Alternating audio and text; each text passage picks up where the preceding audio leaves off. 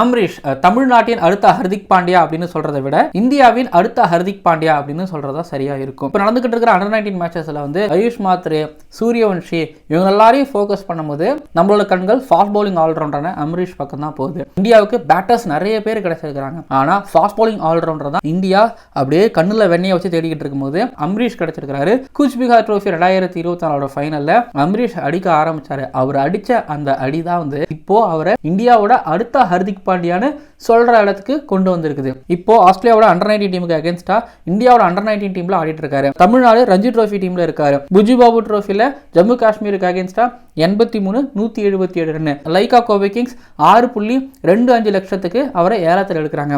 அதுக்கு முன்னாடி இந்தியாவோட அண்டர் 19 கால் அப், அதன் மூலமா இங்கிலாந்துல போயிட்டு லீடிங் விக்கெட் டேக்கரா இருக்கிறாரு. மட்டுமல்லாம வார்ம் அப் மேட்ச்ல ஒரு 47 பால்ல 72 ரன், இந்தியா 91க்கு 5 இருக்கும்போது அந்த மேட்ச்ல இந்தியா 400 ரன்களுக்கு மேல அடிக்கிறாங்க. அதே டூர்ல வந்து பாத்தீங்க அப்படின்னா 30 பாலுக்கு 31 சேஸ் பண்ணும்போது அப்படின்னா 81 பாலுக்கு 66 ரன் ஒரு பக்கம். மேட்சுக்கு 2 விக்கெட் எடுக்கக்கூடிய ஒரு கன்சிஸ்டன்ட் ஒரு சீம் பவுலிங் ஆல்ரவுண்டராகவும் அம்ரீஷ் இருந்துகிட்டு இருக்காரு. 3 ஃபார்மேட்டுக்குமான ஒரு ஃபாஸ்ட் பவுலிங் ஆல்ரவுண்டராகவும் அம்ரீஷ் வளர்ந்து வந்துகிட்டு இருக்காரு அப்படிங்கிறது ரொம்பவே நல்லா இருக்கு. அவரோட ஷார்ப்பான ஷார்ட் பால்ஸ், நியூ பால்ல அவரோட லேட்டரல் மூவ்மெண்ட் பிளஸ் ஆங்கிளிங் அப்படிங்கிற ஸ்கில்ஸ் பிளஸ் பேட்டிங்ல ஒரு லெஃப்ட் ஹேண்டரா இருக்காருங்கிறது ஒரு ஆடட் அட்வான்டேஜ். அதை தாண்டி நிறைய ஷார்ட்ஸ் வச்சிருக்காரு, நல்ல ரேஞ்சில் அடிக்கிறாரு, நல்ல பேட் ஸ்விங் இருக்கு, எல்லா பாக்ஸையும் அம்ரீஷ் டிக் பண்றாரு. இது போக அம்ரீஷுக்கு நல்ல ஆல்ரவுண்டர் அப்படிங்கிற சர்டிபிகேட்டும் NCAல இருக்குது, பார்த்துக்கோங்கப்பா அப்படின்னு சொல்ற அளவுக்கு அம்ரீஷ் மேல ஒரு கண்ணுமாவும் இருக்காங்க.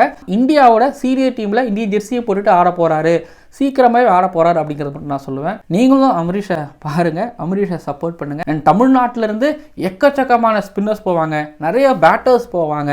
ஆனால் தமிழ்நாட்டிலிருந்து லெஃப்ட் ஹேண்ட் பேட்டரும் அண்ட் சீம் பவுலருமான ஒரு ப்ராப்பர் பேட்டரும் ப்ராப்பர் ஃபாஸ்ட் பவுலருமா இருக்கக்கூடிய ஒரு ஆல்ரவுண்டர் அம்ரீஷ் போறார் அப்படிங்கும்போது ரொம்ப சந்தோஷம். கலக்குங்க அம்ரீஷ்.